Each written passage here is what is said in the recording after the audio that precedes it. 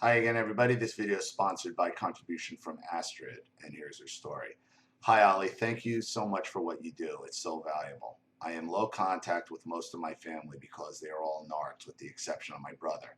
He was the golden child, and I was the scapegoat, so he doesn't fully appreciate how fucked our mother is, but he's never been a flying monkey for her.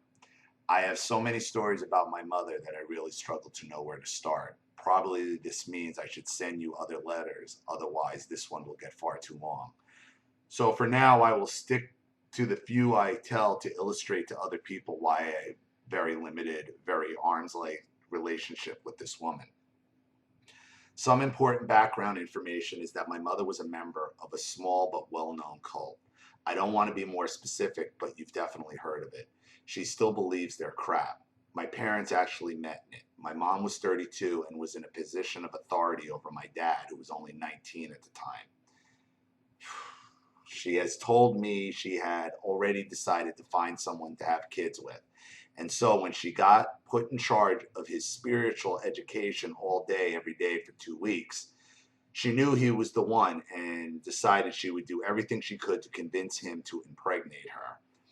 That's not an inference. She bragged about it to me, not realizing how horrified I was to hear that this is how she reasoned and approached relationships. They married 2 months after they met, though I was ultimately not convinced for a few years due to fertility issues. I was not conceived for a few years due to fertility issues. While she was pregnant with me, she claims I sent her a number of psychic messages about everything from my purpose in life to my sex, wrong, to what I wanted my name to be. I remember one instance when I was probably about two. I was very precocious verbally and have a bizarrely precise ex- experiential memory, and these traits were confirmation of the truth of this cult. These are both supposedly superpowers that spiritually enlightened folks have. I don't believe that it's anything more than a genetic fluke of some sort, but it has made me a gifted pediatric speech therapist because I truly do remember what it was like to be a proverbial child learning to speak. Though saying that makes me feel like a narcissist too. I think I wouldn't be the only one who can get through to so many of these kids if I was. So in this instance, I had climbed onto her dresser using the drawer handles as a ladder. When I got to the top, I picked up a tube of her lotion and squeezed it onto the floor. I was fascinated by watching globules of lotion squeeze out, turn into spheres as they fell, and then splash on the carpet. When she saw I had done what I had done, she completely lost it. She screamed at me that it was all gone, and now what was she supposed to do? I offered to get her another one, but she said it was so expensive. So I said I would get a job. She said it was part of the whole set that cost $25 and that they didn't make the set anymore. I remember feeling so helpless and so ashamed. I tried to cheer her up by getting orange juice out of the fridge. The gallon was the size of my whole torso, basically, and I had to hold it with both arms. Of course, I was completely unable to pour it. Growing up, she taught me that I chose her as a parent. I was told that I was angry with her all the time, and the reason I was angry was not because of how she would treat me, but because I tried to be born once before, 12 years earlier than my actual birth. Apparently, she terminated a pregnancy, leaving me in some sort of limbo until she met my dad. I told her how could that have been me when I chose both her and my dad and she wasn't pregnant by him. She told me I chose her, not my dad. My dad was incidental, a means to an end to reunite two souls who had previously been mother-daughter in another life. And in the last life, I had been her mother. And in the last night, I had been her mother, which is why I was so resistant to her authority in this life. I think I was 8 the first time we had this conversation, but we had it a number of times. Yeah, it's insane. It's just insane. She frequently lost her shit on us. Most mornings would involve a lot of screaming and crying and accusing me of liking seeing her so upset, of getting something out of it, of deliberately doing things to make her feel bad. When I was older, I tried to reason with her that I would have an easier time getting ready if she stopped screaming at me every few minutes to hurry my ass up. I was frequently accused of having evil motives, of being ungrateful, lazy, selfish, histrionic, dramatic, and a liar. Once, when I was 17 and we were driving somewhere, she accused me deliberately of giving her bad directions. Again, because I like seeing her upset and lost, it must be so fun for her, for you, was her refrain. She got so angry that she actually threatened to crash the car and kill us both. What she's telling you here is exactly all her own behaviors. All this is her own projection, because this is stuff that she does to people. She'd take me to get assessed by different psychiatrists to find out what was wrong with me from the time I was 5 years old. And when they tell her nothing, because I would explain my home situation, what my home situation was like, in the misguided hope that eventually she might consider how her own behavior contributed to the conflict, she'd spend the ride home screaming at me for lying to them. She was also pretty sure that she could make things stop and start existing with her mind, and that I could too. If we couldn't find something, we'd as is it, and if we found it later after we alter is it. She used to hit me until I was 12, and the last serious incident of physical abuse involved her forcefully dragging me across the house in front of my brother and throwing me into the backyard in my nightshirt and locking the door. I'll never forget the look of complete and utter satisfaction she gave me as she locked the door, leaving me standing outside barefoot in a shirt that barely came down to my thighs. My dad eventually saw that I was standing out there and unlocked the door, telling her that he never thought she would take it out on the fucking kids. Another time, when I was a few years younger, maybe 9, I was feeling bummed about something, and she had made me sit on her lap and held me in a loving way and asked me to tell her what was wrong. I usually didn't talk to her, but she was really acting like it was safe, so I told her my 9-year-old explanation, which was that I just felt like I didn't really do much that summer. She physically threw me off her, screaming tough shit, and began to berate me for being an ungrateful little bitch. When my dad finally got sick of her shit and moved out, she started really using me as her emotional and verbal punching bag.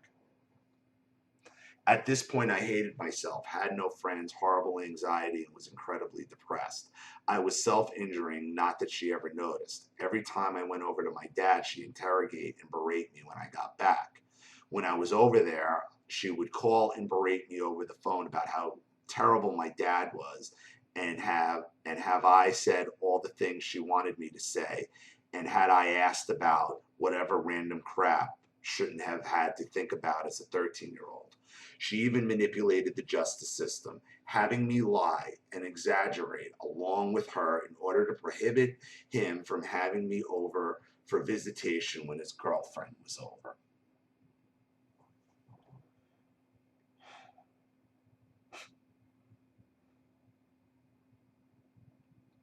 If I ever dared to say something that sounded like something he'd say to her, such as mind your own business, she'd scream at me and call me by his name and say I was abusing her just like he did. Spoiler alert, he didn't, and I didn't.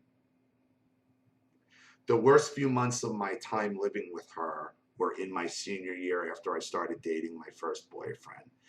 It was almost like she was romantically jealous. Looking back, there was a lot of questionable things she did. Breastfeeding until the age of 5, making me undress in front of her while she filled the bath since it was nothing she hasn't seen already. Walking around nude, leaving the bathroom door open, having us come into the bathroom while she was naked in the tub, criticizing my outfits and making me change into more flattering and sexy clothes before I could go to school. and some other more overtly sexually abusive things I don't want to go into. She was preoccupied with my sex life, which was non-existent for the first 6 months or so, and would demand details, ask, and then demand I go on birth control. She searched my room regularly, confronting me about things I said over AOL Instant Messenger, confronting me over my browsing history. She also once brought up something I'd only mentioned in my diary, so I'm pretty sure she was reading that too. To say I have major trust issues that I am still working on would be an understatement. The worst time she had gone through my computer and found some risque artsy bondage photos that were taken. Again, we weren't even having sex. We were experimenting with something we were both interested in. So she left it up on my computer screen so I would know she'd found it. When I pretended I hadn't seen that, she manufactured a reason to follow me to my room, where she confronted me with a bizarre BDSM how-to guide that she'd gotten from God knows where. It had a cover photo of a middle-aged man in a wizard costume whipping a woman tied to a table. The page she opened to showed a line drawing diagram of how to tie someone up without cutting off circulation. That was her justification for having this conversation with she was concerned about my circulation. Again, I was 17 and still a virgin. I had by this point taken to hiding my keys near the door. As another time I tried to get away, she'd taken my keys and physically blocked the door before abusing me. So I manipulated myself between her and the door, grabbed my keys from my secret spot, and ran as fast as I could. My stepdad came out and jumped in front of the car so I couldn't leave. And my mother said if I left, they'd report me as a runaway and report the car stolen, and I would be arrested. It's worth pointing out that all this time I was having symptoms of a medical condition that were very serious and concerning. The condition was anatomical malformation that made it difficult to eat. Anatomical malformation that made it difficult for me to eat. I regularly complained about my pain in my neck and stomach and said I wasn't hungry and nauseous all the time. Of course, I was faking to get out of school. When my pediatrician went so far as to refuse to be my doctor unless I got a psychological counseling, she had reached the extremely lazy conclusion that teenage girl plus eating problems plus thin plus chronic vomiting equals bulimia.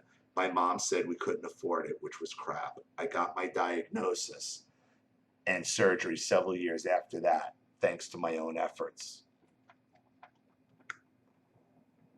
Another time I had been discharged from the hospital for complications relating to the still undiagnosed malformation.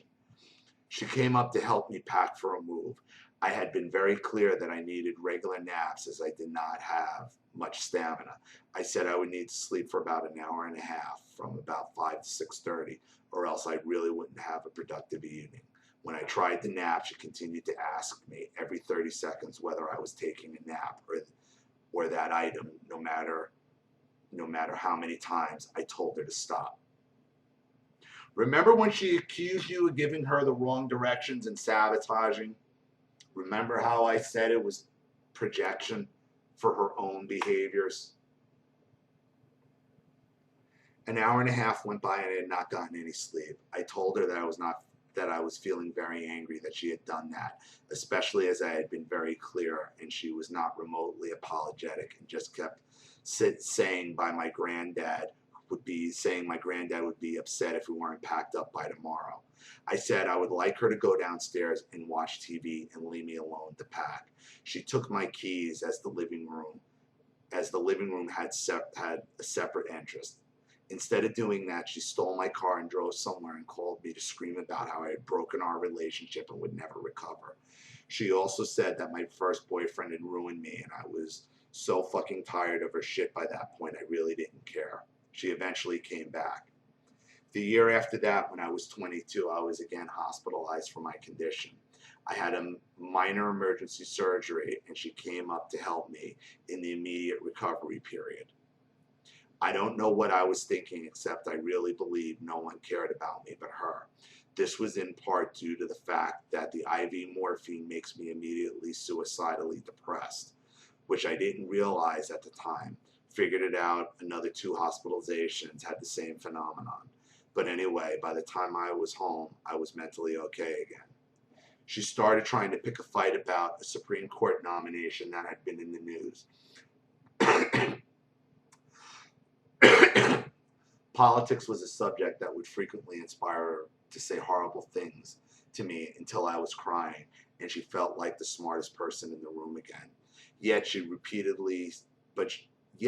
regularly repeated things she heard on cable news that I didn't think were true. So rather than have an argument when I was recovering from surgery, I asked if we could please not talk about politics. Well, she had one of her craziest blow-ups ever. She was literally raving about how she was the reason Supreme Court candidate had been nominated. It had something to do with living on a Marxist commune in the 70s and cult mind powers. Eventually, I was so upset and so desperate to get away from the screaming. When I couldn't physically leave because recovering from the surgery, I covered my head with a blanket and plugged my ears with my fingers. The malformation also gives me hypersensitivity to sound, which is a part of why I really hate loud noises, and the other part being trauma. She ridiculed how childish I was to think I could get away from an argument by hiding under a blanket and plugging my ears. She then demanded I say one nice thing about her. I said, this is just years of bullying. I said she was a good writer because I knew that's something that she really likes to hear. She said, no, tell me one nice thing that qualifies me to be on the Supreme Court. And I was thinking, what the actual fuck? After she had finally run out of steam, she said, we had some really good dialogue just now. We should write a play together. She sounded giddy. I was hiding under my blanket crying, plugging my ears with my fingers, and she felt great. So that was the moment I finally realized she was just profoundly fucked in the head, and it was up to me to make sure she never had me in that position ever again, that I could never really trust her.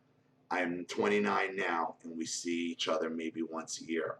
I rarely allow myself to be alone with her, and I assert my boundaries early, often, and forcefully, and she gets 1 to 2 warnings depending on how shitty the behavior that requires warnings is. And then I physically leave for several hours. It has helped quite a bit, even though it feels like training a dog. She did have another blow up over Messenger. That's what inspired me to finally send in my story. She sent me a message basically implying she was going broke. When that's bullshit, and I finally got fed up with hearing about her fake money problems years ago when they prevented me from getting mental health care. So I said I would prefer she not share that information with me. She spent the next day sending me dozens of messages saying more horrible things, that she wished she could take it all back, the time she spent protecting me, that she's always had my back and I never give a shit about her, that I'm abusive, hurtful, and she's always walking on eggshells around me and literally afraid to be around me. You know, she's just describing herself, right? She's just describing every attribute of herself and putting it onto you. That I have this cold disdain for her. She is not wrong, but she has no idea why I hate her so much, and she wishes I would just tell her. I reminded her what she asked me at my fiance's funeral this summer. Why won't you let me comfort her?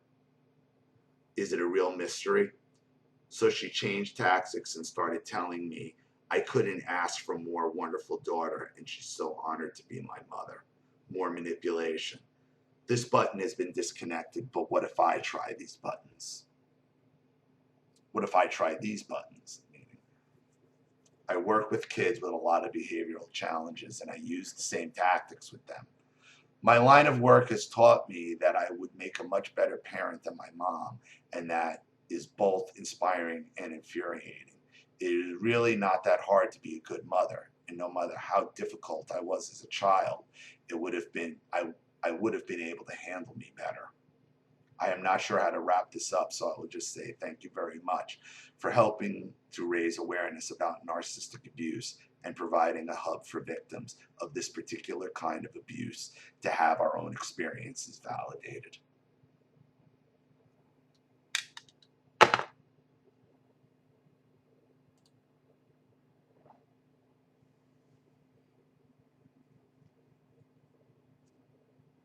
With all this going on in the house, how could your brother not be in tune to how fucked up your mother is? It's not even possible. It's not even possible. So you're still giving your family far too much credit than they deserve. The response to your mother is this. Well, first of all, you should just be cutting them all out. You get nothing out of this relationship with them whatsoever. So what is the point? She had you stand in court and lie about your father. Now, this is a personal thing with me, because you know what goes on, like, I can't abide by that. I can't. Now, I'm not blaming you at 13 for doing it, just like I can't blame Erin.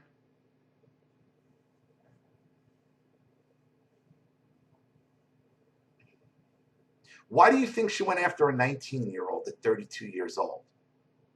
You're 29 now. Would you touch a 19-year-old boy? Go look at 19-year-old males. Every time your mother accuses you of something, the response is, you're just talking about yourself. Yep, just talking about yourself. Just talking about yourself. I know you are, but what am I? I know you are, but what am I? I know you are, but what am I? I know you are, but what am I? So your mother's involved in politics. And if there's one thing I know how to do, is fucking piss people off with politics. I think everybody knows that. You're arguing with people who aren't going to listen.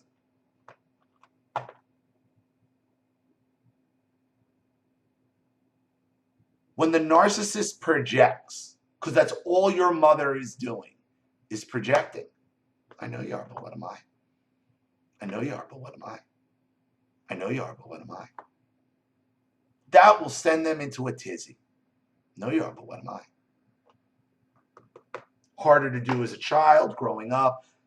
Look, your story is horrible. And the reason why I'm getting so fucking upset is because it's a lot like the hiding and the taking of the vehicles and the blocking and the fucking physical bullying.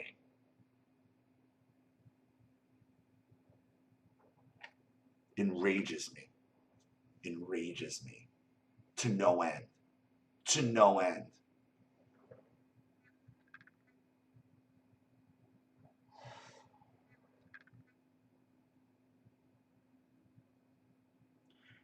There is no reason to have any interaction with these people whatsoever. None. None. Your mother is a disgusting, malignant, bullying, fucking projecting narcissist. Sexual deviant, you name it, your mother is it. So what's the point? And why allow yourself to be attacked? Even for once a year. Who gives a shit?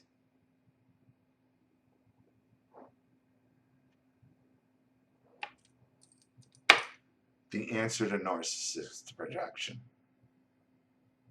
when you're forced to answer. I know you are, but what am I? I know you are, but what am I? I know you are, but what am I? Think about the reaction. It's always about power, and you can take it back. The answer to projection. I know you are, but what am I? Thank you for your contribution. Thank you for your story. I really appreciate it. Thank you to everybody watching. Please leave any opinions or advice in the comment section below. And again, if you want your story read on the channel, if you have a narcissist you'd like to expose or a topic you'd like me to cover, you know what to do with the PayPal and my email links in the description box. And remember, when you do email me your story, please put at the top of the email whether it's with or without contribution and what name you'd like to go by. This is Ollie Matthews. Thanks for watching. See you all again soon.